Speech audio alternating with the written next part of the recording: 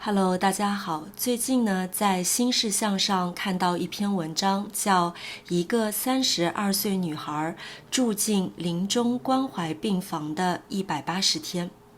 新事项呢是一个微信公众号，经常会发一些小文章，挺文艺的。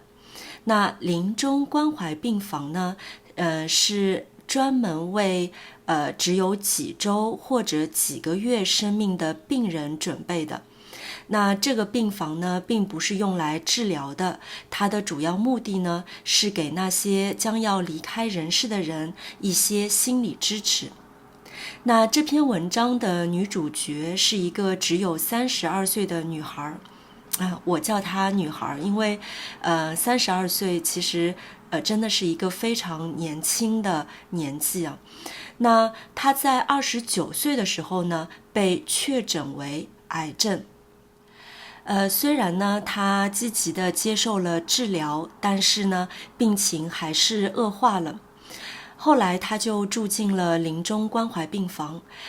他在小红书上开了一个账号，叫爱吃橘子不爱剥皮。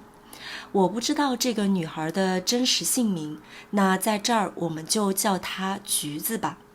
我去小红书看过他分享的一些照片和文字，虽然呢他在分享自己人生最后一段旅程的一些事情，但是呢，他的文字看起来并不是非常的沉重，有的时候呢还有一点点活泼。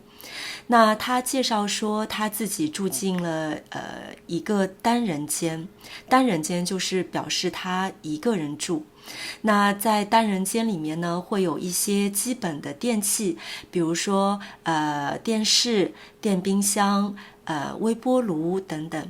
那病房的护士小妹妹呢，看见她就会甜甜的说姐姐来了，就是这个小护士呢嘴很甜。他在小红书上分享的这些经历呢，让我想起了不久前我看的一本小说，是叫《狮子之家的点心日》，是一个日本作家写的呢也是一个年轻的女孩，在她生命的最后一段时间，住进日本的一个临终关怀疗养院的故事。那狮子之家呢，就是那个疗养院的名字。这本书呢，不难，而且也不长。如果你们有兴趣的话呢，可以到我的 Patreon 上面去下载。我把它放在，就是它的中文版，我把它放在我的 Patreon 上面了。橘子呢，他在精神好的时候，他会玩拼图，然后呢和爸爸一起看体育节目。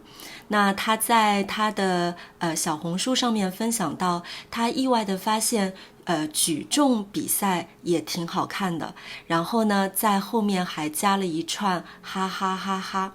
然后他也有写过，他说他不知道自己在这儿会住多久。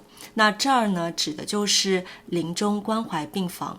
他说他不知道在这儿会住多久，他希望能住久一点，又希望不要住太久。我不知道如果没有这场疾病，橘子会过什么样的生活。那一年，他在中国大学毕业后，就去澳大利亚读研究生。研究生毕业之后，他就留在澳大利亚找工作，准备拿 PR。2020年是橘子幸运的一年，因为在那一年呢，他跳槽去了一家500强的公司，并且考出了 CPA。CPA 是注册会计师证，听说还挺难考的。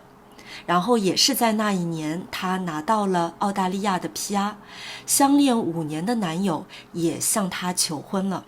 所以在那一年，她的人生满满当当的都是幸福。但是也就是在这个时候，生活把她重重地摔在了地上。2020年底，橘子在走路的时候呢，发现左膝盖有点疼，就去医院做检查。然后医生跟他说，他得的是肌纤维母细胞瘤，是恶性的。那这个名词呢，其实我也是第一次听到。那当时医生呢就建议他手术，但是手术后5个月，癌细胞呢还是转移到了肺部。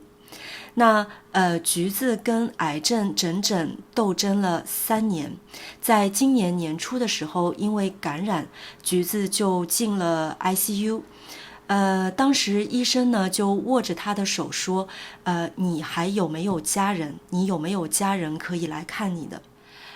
橘子的父母呢就从中国飞到了澳大利亚，然后医生跟他的父母说，如果扛不过这次感染，也就是2-3天的事情。意思呢就是说，如果橘子扛不过这次感染，他的生命也就2-3天了。那好在呢，橘子挺过来了，就是那一次他扛过了感染。然后，但是呢，他的身体已经非常非常的虚弱，不能再接受任何的治疗了，就是经不起任何的治疗了。所以呢，橘子就决定回国，因为他希望在自己生命的最后时刻跟父母在一起。今年3月，橘子刚住进临终关怀病房的时候，他还能坐轮椅，被推出去散散步，呼吸新鲜的空气。但是到了7月，他已经完全不能离开病房了。因为他需要24小时吸氧，所以呢，他就被困在了房间里。我看到在橘子的小红书上面有很多人给他留言，那其中呢也有一个癌症病人，他给他留言说，看到橘子的文字和分享呢，他忍不住哭起来了，因为一个人跟癌症抗争。觉得非常的孤独，但是看到橘子的分享呢，突然就觉得没有那么孤独了，因为他知道，还有其他人跟他是一样的。那还有一些人呢，会分享自己不开心的事情，比如说有一个人就说，他知道自己爱上了一个不可能的男人，也有人会说最近特别的不顺，一起加油。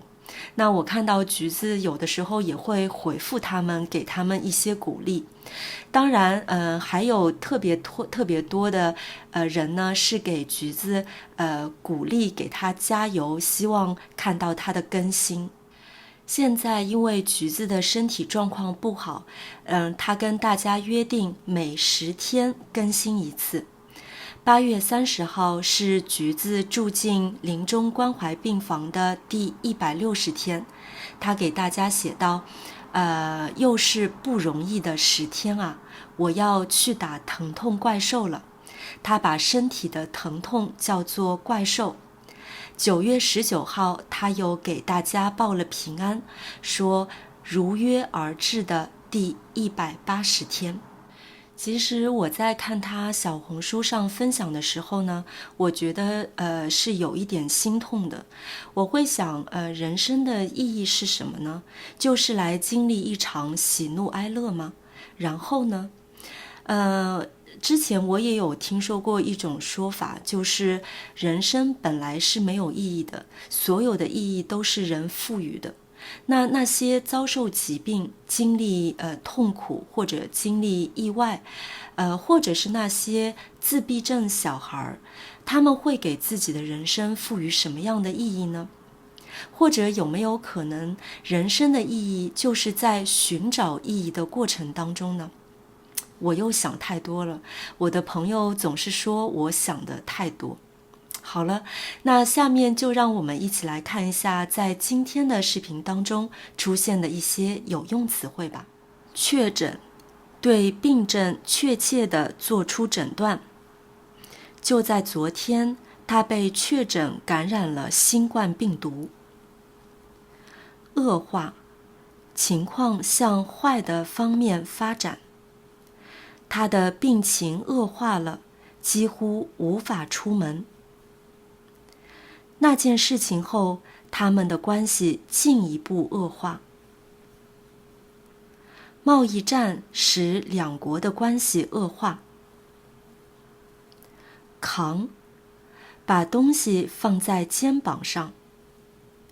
搬运工扛着行李，边走边喘着气。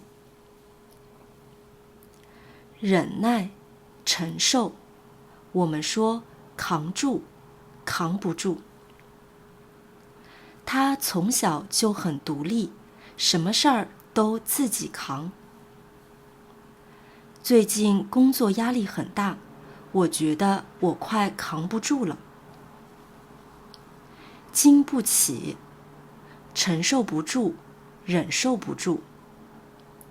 这把伞的质量不行，经不起大风大雨。钱再多也经不起你这么花呀。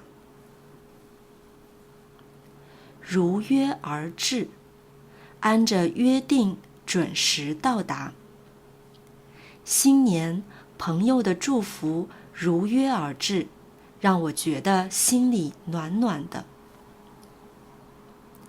愿你想要的幸福如约而至。好了，今天的分享就到这儿了，祝愿大家每一个人都身体健康。不要忘记去我的 Patreon 下载今天的文本和词汇列表。我在 Patreon 上面也给大家准备了其他的阅读材料和听力材料。感谢大家的关注，非常感谢您的收看，我们下期再见。